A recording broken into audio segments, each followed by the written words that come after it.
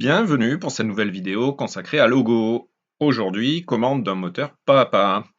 Particularité, je vais vous montrer comment faire sans utiliser de driver, juste le logo et le moteur. Au menu, beaucoup de choses, comment câbler, comment programmer, avec plein d'exemples différents. Allez, on commence par le moteur. Celui utilisé ici, c'est un modèle 12 volts, 0,4 ampères. Résolution de 1,8 degrés, donc 200 pas par tour, un grand classique. Raccordement 6 fils, ce qui sous-entend bobinage unipolaire, là aussi du standard. Voici les 6 fils avec les couleurs pour mon moteur. On a 2 bobines avec 2 points milieu, ici sur les fils jaunes et blancs. Ce qui donne un équivalent de 4 demi-bobines que je vais noter ABCD. Et donc, au niveau du câblage, on va placer des interrupteurs pour commander chacune des bobines séparément, par exemple avec point commun à la masse, comme dessiné ici. Et donc, on voit bien que la tension sur chaque bobine sera toujours dans le même sens, positive, d'où l'appellation unipolaire, c'est-à-dire une seule polarité. Pour réaliser les interrupteurs, je vais utiliser directement les sorties du logo. J'ai choisi un modèle avec sortie à relais, donc des contacts mécaniques. Il faut 4 interrupteurs, ça tombe bien, je vais utiliser les 4 sorties Q1 à Q4. Pas classique comme stratégie, voir en fin de cette vidéo pour l'autocritique de la solution. Une alimentation 12 volts, le plus est envoyé à chaque interrupteur. Chaque sortie alimente ensuite chaque phase du moteur. Les points milieu des bobines sont reliés ensemble et à la masse. Et bien sûr, on n'oublie pas d'alimenter le logo. Petite remarque, si on câble les bobines dans l'ordre inverse, donc en commençant par le bleu, le moteur tournera dans le sens inverse. Et ensuite, au niveau stratégie de commande des bobines, eh bien, différentes façons de faire. Je vous montre une petite animation pour détailler. Alors l'animation, elle n'est pas de moi, vous pouvez la retrouver sur ce site-là, hein. J'en fais la pub parce que c'est vraiment bien fait. On retrouve quoi? Mais on retrouve nos bobines, on retrouve donc le rotor également, qui est dans sa version simplifiée juste un aimant permanent avec 2 pôles nord et sud. Les bobines donc au stator, A, B, C, D, parce qu'on est en unipolaire. Si on avait été en bipolaire, on n'aurait eu que 2 bobines. Bon, c'est pas notre cas, nous c'est unipolaire avec le câblage que je vous ai montré juste avant. Au niveau mode de fonctionnement, différentes stratégies. Je commence par la plus simple, dite à pas entier, qui consiste à alimenter les bobines les unes après les autres. Je commence avec la bobine A, ce qui va créer un champ magnétique et donc les pôles sud et nord. Et donc le rotor va se caler dans ce champ et s'aligner. Pour pouvoir déplacer ensuite le rotor, il va falloir alimenter une autre bobine. Je fais le pas suivant. Et on voit que le pôle sud s'est déplacé et donc a attiré le pôle nord du rotor. Et le pôle sud, en fait, qui est venu ici, il est venu ici parce qu'on a alimenté la bobine D. Et donc ensuite, pour pouvoir continuer la rotation, il faudra amener le pôle sud ici, donc alimenter. Je fais le pas suivant, la bobine B. On voit l'enchaînement au niveau du chronogramme. Et enfin, pour terminer, le pas suivant, on retrouve le pôle sud, bobine C. Je peux mettre tout ça en automatique. Voilà donc la séquence que l'on doit réaliser. Regardons tout de suite comment la réaliser avec Logo. Alors, pour résumer, le fonctionnement est séquentiel avec 4 étapes de fonctionnement. Qui dit problème séquentiel dit outil adapté, graphe 7 ou graphe d'état. Ici, c'est tout simple, structure linéaire à 4 états. Chaque état commande la bobine qui correspond à la bonne position du rotor. Pour séquencer le fonctionnement, une horloge, période fixe réglable, qui va donc définir la vitesse de rotation. Attention à bien placer les transitions sur front, sinon à l'état haut de la cloque, toutes les transitions seraient validées en même temps et donc la boucle serait parcourue très rapidement sans état stable. Et enfin, pour compléter, un bouton marche pour bloquer ou libérer le fonctionnement et aussi une transition pour définir l'état de départ. Allez, regardons le programme correspondant dans Logosoft. Le programme le voici avec la séquence principale au milieu où on retrouve les 4 états, 1, 2, 3, 4. Revoir ma vidéo sur la traduction graphe d'état, graphe 7 en bascule si nécessaire. On voit bien qu'à chacun de ces états, on commande une bobine et on voit une transition qui fait passer d'état en état. Cette transition est toujours la même, on l'a vu tout à l'heure. Il s'agit d'un et entre l'ordre de marche et le signal de clock, donc opérateur et. La clock, eh bien, c'est un générateur d'impulsion dont on peut régler les temps et donc définir la vitesse de rotation.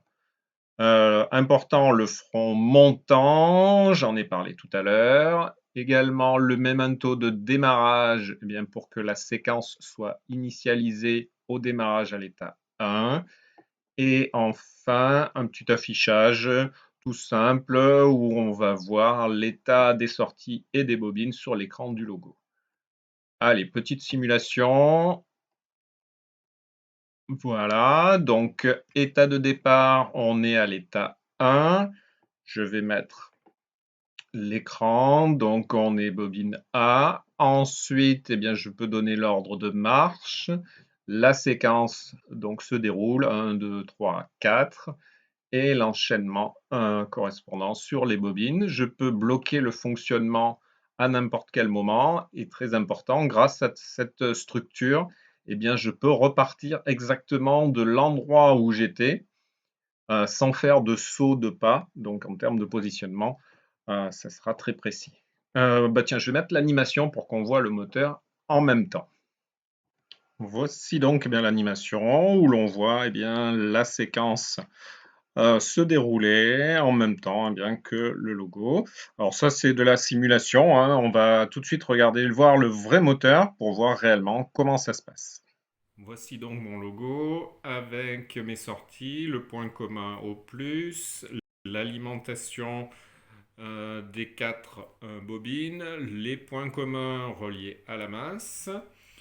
Ensuite, j'ai câblé un bouton sur l'entrée I1, ce sera plus pratique que les touches pour faire le démarrage.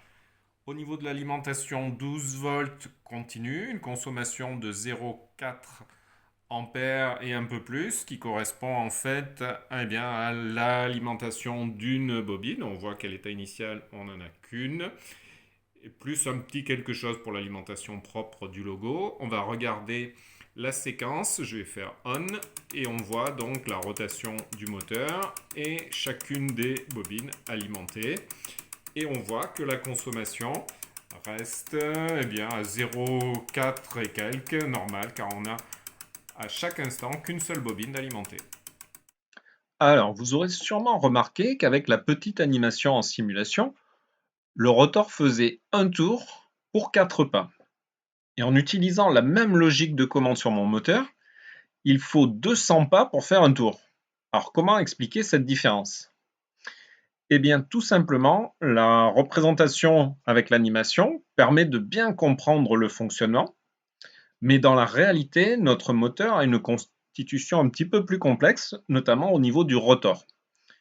Je vous montre une expérience vue sur Internet. Je vous mets le lien d'ailleurs en commentaire et vous allez comprendre pourquoi. Voici une maquette de moteur papa fait maison où l'on voit une structure identique au niveau du stator où l'on a 4 emplacements pour les 4 bobines. Alors ici ce sera un aimant permanent mais c'est pareil. Au niveau du rotor par contre c'est complètement différent. On voit qu'il n'y a pas qu'un seul aimant mais il y a plusieurs aimants placés avec les pôles alternés. Donc nord-sud, nord-sud. Et donc ça veut dire que lorsque l'on va alimenter la bobine à droite, donc déplacer l'aimant, eh bien, on ne va pas faire, stop, je l'arrête, un quart de tour comme je vous l'ai montré précédemment, mais ici, on voit, et on peut le calculer, que que l'on s'est déplacé uniquement de 30 degrés. Tout simplement parce que ce n'est pas cet aimant rouge là qui est venu complètement à droite. Et donc si on continue, eh bien on voit que l'on attire des aimants plus proches. Et donc lorsque l'on a fait 4 pas, je vais l'arrêter, on voit que le rotor, lui, n'a fait qu'un tiers. Donc ça veut dire que la résolution elle est de 30 degrés pour un pas, ou ça veut aussi dire qu'il faut faire 3 fois 4, 12 pas pour faire un tour. Alors vous allez me dire 12 pas, moi mon moteur il est quand même à 200 pas par tour, donc ça veut dire que le rotor est encore plus complexe. Et bien justement je vais vous montrer sur une autre vidéo comment ça se passe. Voici la constitution interne d'un moteur semblable à celui que j'utilise. Alors c'est une animation 3D vraiment super bien faite, je vous ai mis le lien en bas dans les commentaires. Je vais en montrer qu'un petit extrait, mais il y a beaucoup de choses. Et notamment, je vais vous montrer la partie qui nous concerne, c'est-à-dire les moteurs hybrides. Alors pourquoi ils s'appellent hybrides? Parce qu'en fait, ils cumulent bien, deux principes de fonctionnement. Le principe de fonctionnement à aimant permanent, c'est-à-dire où on a un rotor sous forme d'aimant, donc la partie circulaire vert-rouge, là, et un principe dit à réluctance variable. C'est quoi? C'est le fait d'avoir placé au niveau du rotor et du stator d'ailleurs des dents et des encoches pour pouvoir les aligner et former des pas. Alors, on va accélérer et on va regarder. Donc, on voit la constitution de ce rotor avec la partie aimant nord-sud. Et si on regarde sur le côté, vous voyez, je vais l'arrêter, que les dents de devant et de derrière sont décalées et donc vont faire apparaître une alternance de pôle nord et de pôle sud en utilisant un seul aimant. On le voit bien, rouge, vert, rouge, vert, rouge, vert, etc. Et combien il y en a? Il suffit de compter les dents, et c'est un standard en fait, c'est classique. Pour la résolution de 1,8 degré, c'est un rotor qui comporte 50 dents et un stator qui en a 48. On les voit, puisqu'il y en a 1, 2, 3, 4, 5, 6 fois 8 bobines, donc 6 fois 8, 48. Et on voit quoi? Alors oui, tiens, les bobines, j'en ai pas parlé, mais les bobines, elles ne portent pas le même nom que ce que j'avais moi tout à l'heure sur cette vidéo. Si vous voulez faire la correspondance, le A reste le A. Ensuite, moi je l'avais appelé D, ensuite ce serait B, et ensuite ce serait C, et encore A, D, B, C, si vous voulez faire la correspondance. Et on voit que du fait qu'il y a un décalage, que le nombre de dents ne soit pas identique, il va y avoir des positions préférentielles dans lesquelles le rotor va s'aligner. Et donc, suivant comment on va alimenter les différentes bobines, on va avoir différentes positions. Je vous montre ça. Par exemple ici, on voit que la bobine A et la bobine B sont alimentées, donc on retrouve le rotor dans cette position. Si ensuite on change d'alimentation et par exemple on alimente à bas, on voit un décalage du rotor pour créer l'alignement et cet alignement correspond à un décalage d'1,8 degré. Ensuite, si on alimente B bar, un nouveau décalage et donc on va de pas en pas jusqu'à cette position-là, par exemple, et ainsi de suite. Et donc, vous l'avez compris, si on continue la séquence A, B, on va arriver à retrouver la résolution de 200 pas par tour. Alors, vous remarquerez qu'il y a deux bobines ici d'alimenter à chaque fois. Et justement, c'est ce qu'on va essayer de faire également avec le moteur que j'ai pour vous montrer la différence avec ce que j'ai utilisé tout à l'heure. Alors, revoici l'animation simplifiée, mais vous l'avez compris, elle reste fidèle au fonctionnement. C'est juste l'angle de pas du rotor qui est plus grand en vrai, du fait de la multitude de pôles équivalents nord et sud à la périphérie du rotor. Pour le stator, ça ne change rien. On retrouve nos quatre pôles, donc bobines, dans tous les cas. La première commande pas entier que je vous ai montrée n'utilisait qu'une bobine après l'autre. Mais il en existe une autre où l'on a 2 bobines ensemble, donc je mets pas entier. L'intérêt, eh bien, c'est de produire 2 fois plus de force magnétique à chaque instant et donc de couple. Du coup, le rotor se positionne au milieu des 2 pôles créés. La séquence fait apparaître 4 états, comme auparavant, mais maintenant, on a toujours à chaque fois 2 bobines alimentées. On le voit sur le chronogramme. Allez, regardons voir comment programmer ça. Voici donc les 4 positions du rotor avec à chaque fois 2 bobines d'alimenter. La séquence qui correspond, je ne vais pas redessiner les transitions, ce sont les mêmes qu'auparavant avec l'ordre de marche et la cloque. La grosse différence, eh bien, c'est la commande des bobines. À chaque bobine, on a 2 états qui doivent la commander. Par exemple, avec A, bobine A, que l'on retrouve à l'état 1 et que l'on retrouve à l'état 4. Donc, l'équation de commande, ce sera A piloté par 1 ou 4. Et voici les autres équations. Allez, on regarde dans Logosoft ce que ça donne. Alors, regardez, rien n'a changé au niveau de la séquence. J'ai conservé comme auparavant, 1, 2, 3, 4 états. Les transitions sont exactement les mêmes, le démarrage tout pareil. La seule différence, c'est que les sorties, les bobines, sont commandées maintenant à partir de 2 états avec un opérateur OU, conformément aux équations que l'on vient de voir. Donc, à chaque fois, commandé de 2 états. Ensuite, alors ça n'a rien à voir avec la nouvelle commande ici, c'est simplement que ça nous sera utile pour la suite. J'ai rajouté un compteur de pas en fait, tout simplement, qui va nous permettre de savoir combien on en a effectué. Et pour ça, bien, on va détecter si on a un changement d'état. Les états sont M1, M2, M3, M4. Donc à chaque front sur M1 ou M2 ou M3 ou M4, on va compter, incrémenter une valeur que l'on va afficher au niveau de l'écran, nombre de pas. Voilà, comme ça on saura où on en est. Allez, c'est parti, simulation. L'état initial avec la commande A et D. Je donne l'ordre de marche avec le bouton. On voit la séquence et la commande des bobines. Je peux mettre en parallèle la simulation pour mieux voir. Hop, elle est là, voilà. Et donc on voit la séquence qui se déroule dans le bon ordre. Allez, on regarde dans la vraie vie comment ça se passe.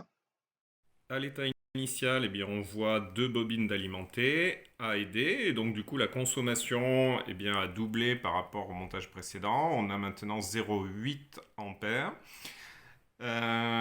Au niveau du fonctionnement, lorsque je vais commander une séquence, par exemple 50 pas, ça va faire un quart de tour, donc on a bien la même résolution de 200 pas par tour. Lorsque je fais le fonctionnement en permanent, on voit que la consommation est stable à 0,8 ampères, normal, parce qu'on a toujours 2 bobines d'alimenter. Alors, soyez pas impressionnés par le bruit, c'est juste que le micro de la caméra est juste à côté, mais sinon, dans la vraie vie, on n'entend pas grand-chose. Regardons maintenant la technique de commande dite en demi-pas, qui est un mix en fait entre les 2 techniques que l'on a vues auparavant. La séquence commence par exemple avec la situation où on a une seule bobine d'alimenter. On retrouve la position de départ de la première commande. Le pas suivant consiste à alimenter une deuxième bobine et en conservant la première, et donc d'aller chercher une position intermédiaire. On ne fait plus un quart de tour, mais on fait maintenant que 45 degrés, donc d'où le nom de demi-pas, parce qu'on a alimenté les 2. Et ensuite, pas suivant, on se retrouve avec une seule et la position à 90.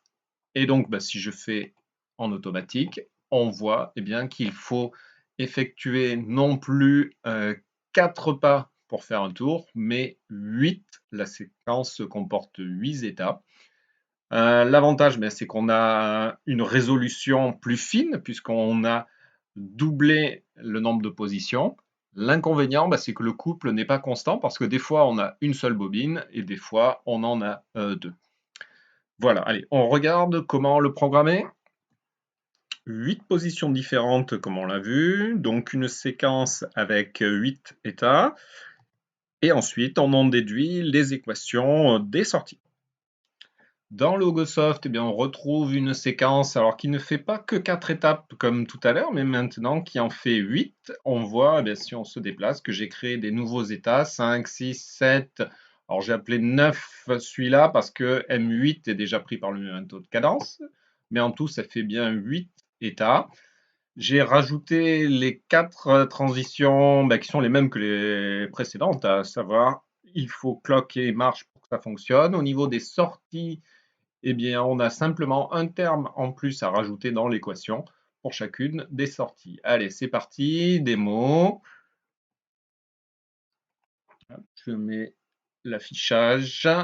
On est à l'état A de départ. Ensuite, on passe à l'état A et D, c'est le numéro 2, et ainsi de suite. On voit que on fait toute la séquence, on le voit en bas, on le voit en bas. Et quand on arrive à la dernière, on a effectué 8 pas. Et donc, on recommence. Et quand on aura fait 16 pas, on aura fait 2 tours. Voilà, c'est tout simple. État initial, juste la bobine A d'alimenter. Si je fais la séquence, on voit que l'on peut avoir des alternances soit une, soit deux bobines. Je continue. Pour faire un quart de tour, il me faut 100 pas. La résolution a doublé. Par contre, comme la vitesse, l'horloge n'a pas changé, la vitesse du coup a été divisée par 2. Normal, il faudrait changer le timer pour avoir la même vitesse. On voit bien que pour faire un tour, il faut 400 pas. Au niveau de la consommation, on a une alternance entre 0,4 et 0,8 ampères. Et donc, lors du fonctionnement, ça correspond à 0,6, normal, la moyenne entre 0,4 et 0,8. Allez, petite partie maintenant pour vous montrer ce qu'il faut modifier pour faire tourner le moteur dans les deux sens.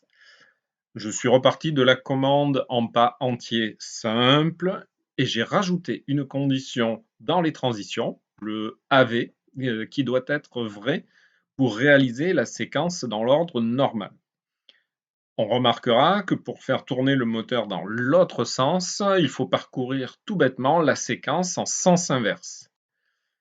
Et donc, je vais rajouter des transitions sur mon graphe pour le parcourir en sens inverse si l'ordre arrière est donné, avec AR étant l'inverse de AV. Dans Logosoft, on retrouve la séquence normale avec les 4 états, 1, 2, 3, 4 comme avant. Ce qui va changer, c'est que maintenant, on a une condition supplémentaire pour sortir de ces états. C'est les transitions nouvelles, avec donc les « et » qui apparaissent à ce niveau-là, et donc des conditions qui vont engendrer des chemins nouveaux au niveau des activations, et donc c'est ce qui donne naissance à ces « ou » de ce côté. Voilà, c'est tout ce qui change. Les commandes des sorties des bobines sont identiques. Au niveau des nouvelles transitions, donc les nouvelles transitions, elles sont ici, ici, ici et là. Il s'agit de transitions issues de l'ordre soit avant ou arrière. Regardons comment c'est fait. Si on est en avant, on commande les transitions comme avant. Par contre, si on est note pas en avant, donc arrière, on va générer les conditions pour passer la séquence en sens inverse. Autre remarque, la petite flèche là, le petit renvoi qui nous amène au niveau du comptage des pas, soit en faisant une incrémentation du compteur, soit une décrémentation du compteur en changeant la direction de comptage. Allez, petite démo.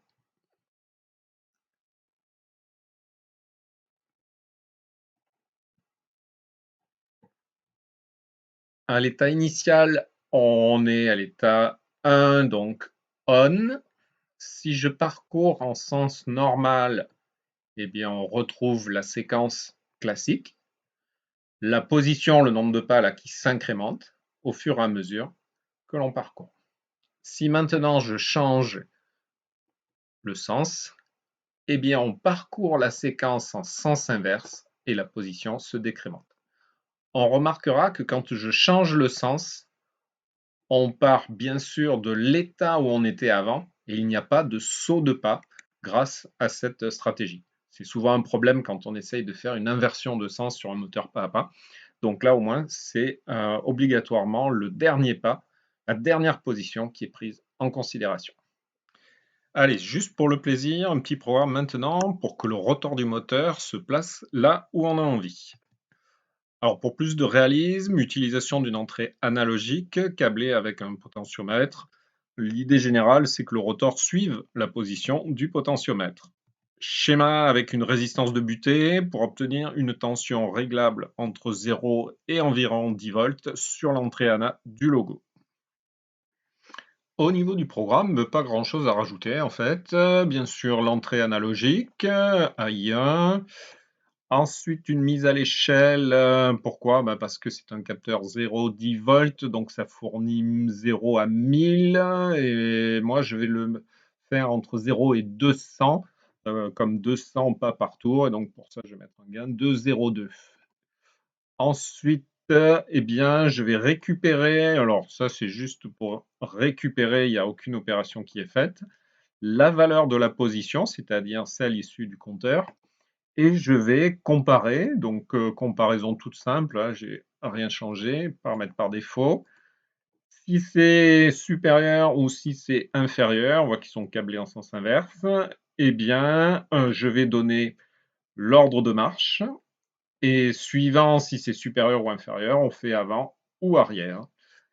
Et donc j'utilise ces ordres pour faire le pilotage. J'ai remplacé le bouton de tout à l'heure par le M10 et j'ai remplacé, enfin j'ai pas remplacé, j'ai ajouté au niveau de la commande de marche le M11 et enfin j'ai accéléré un petit peu la cloque là pour que ça aille un petit peu plus vite et que le suivi soit réactif. Ok, allez, simulation. Je mets ça là, je redescends. Voilà, donc là, qu'est-ce qu'on avait? Je fais ça comme ça.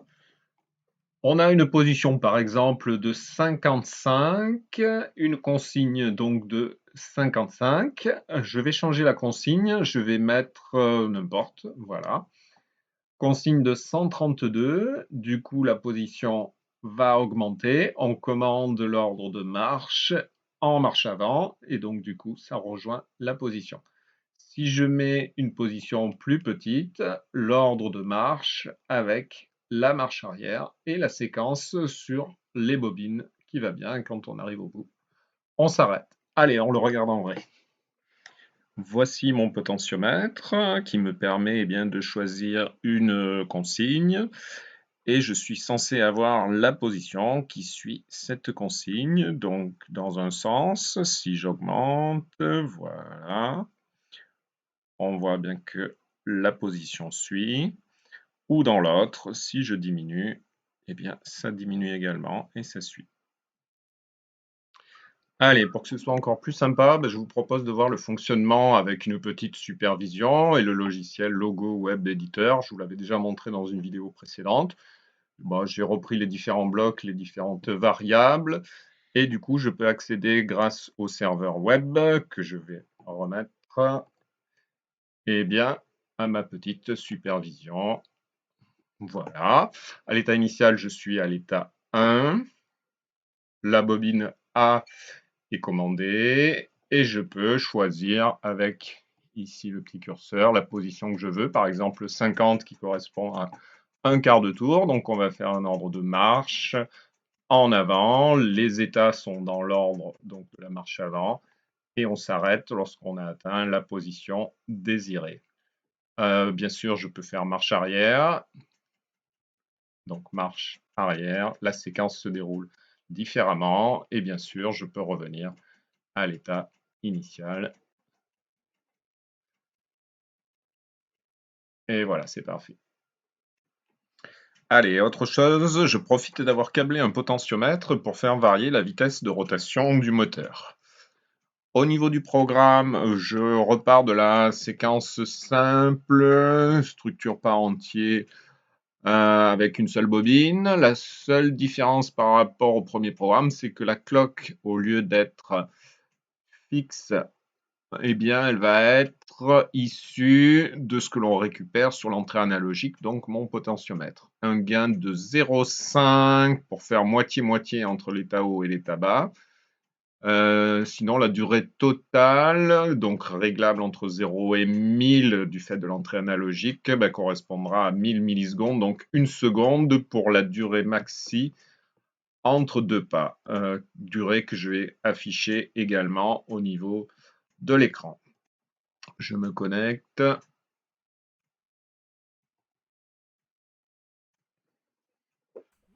Mon potentiomètre qui me permet bien de régler la durée de pas, donc environ 1 seconde au maximum. Si je augmente la vitesse, donc je réduis la durée de pas, et ça va tourner bien, de plus en plus vite.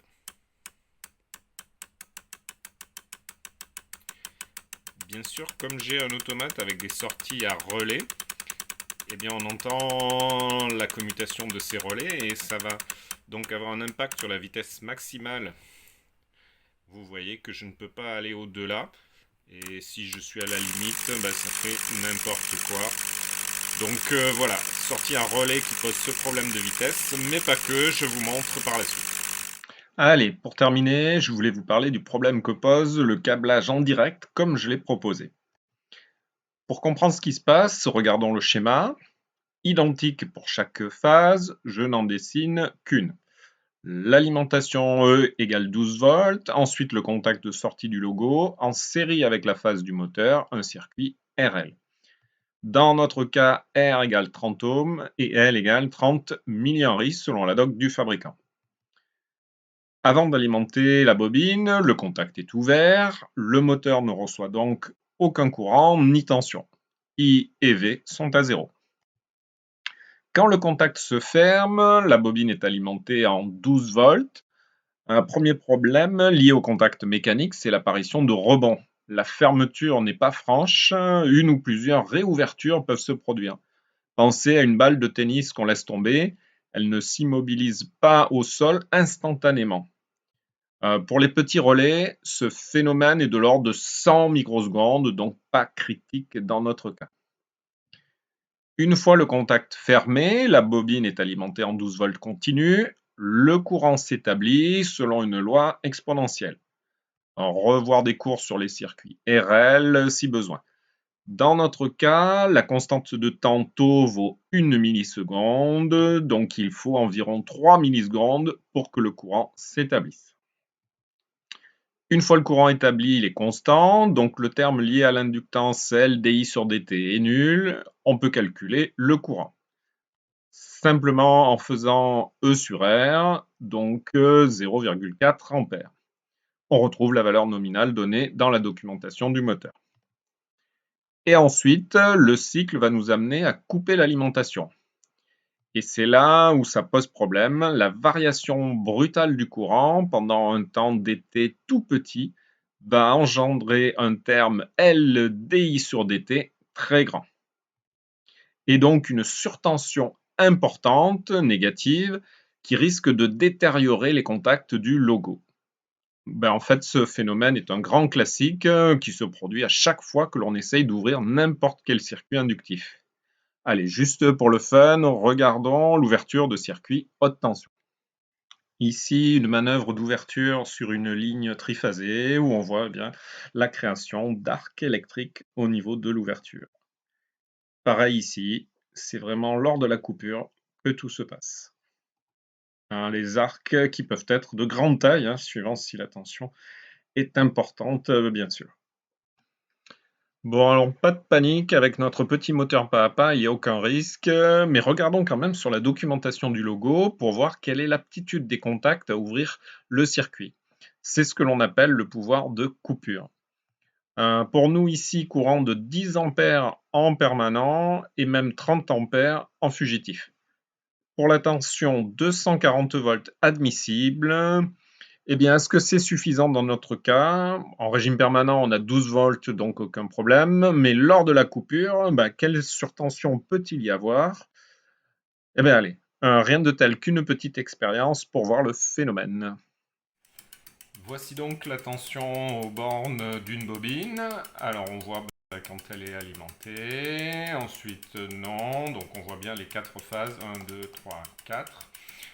Pour la mesure, j'ai utilisé une sonde x10 parce que les tensions vont être importantes, vous allez le voir tout à l'heure. On va observer le max, le min des différents pics. Et on voit tout naturellement que le premier problème se situe là ou là, c'est-à-dire lors de l'ouverture du circuit, avec des surtensions, et je vais zoomer pour voir un petit peu. On voit également que par effet de couplage, la bobine, si on dit que c'est la A, celle qui est sur le même noyau ici, eh bien on voit par couplage magnétique le même phénomène. Je vais m'intéresser uniquement à celui-ci. Autre point à signaler, lors de l'alimentation de la bobine, on ne voit pas de rebond, en tout cas la fermeture du contact a l'air propre. Je ferai un zoom là aussi tout à l'heure.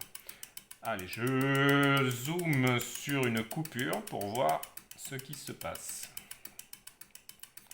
Donc là, on voit tout de suite que le phénomène, quand on zoome, on le voit mieux et on voit que les tensions sont plus importantes que ce qu'on imaginait. Donc je vais réduire. Je vais me mettre sur cette échelle et on voit que sur cette échelle, le phénomène, je zoome encore, est bien relativement important puisqu'on voit aussi bien des surtensions positives que négatives qui dépassent les 250 volts. On les voit fugitivement. Le phénomène dure pas longtemps, puisque si je l'arrête, on est sur une échelle de temps de 100 microsecondes. Mais il n'empêche que l'on a des tensions très importantes. Voici donc pour l'expérience, avec des valeurs mesurées cohérentes avec un petit calcul simplifié du LDI sur DT. Solution au problème, eh bien une diode de roue libre, évidemment. Diode à monter en antiparallèle sur le circuit inductif, donc pour nous, une diode pour chaque bobine. Son rôle, eh bien, c'est d'éviter la coupure brutale du courant et donc d'assurer une décroissance maîtrisée, forme exponentielle ici, la constante de temps, comme pour la charge, de taux égale L sur R, soit 1 milliseconde pour nous. Et donc, fini la surtension, il ne reste que la tension aux bornes de la diode de l'ordre de 1 volt. Pour le choix de la diode, juste besoin de prendre un modèle rapide, calibre en courant en adéquation avec le courant moteur, 0,4 ampères dans notre cas, tension inverse au moins la tension d'alimentation du montage, soit 12 volts pour nous. Donc par exemple des classiques BYV27 à 50 centimes pièce, on va pas se ruiner. Allez, c'est parti pour le test. Voici donc les diodes de roue libre que j'ai placées sur chaque phase. Bon, c'est du bricolage, mais ça marche très bien. La sonde qui mesure sur la bobine A. Et on va regarder donc le résultat.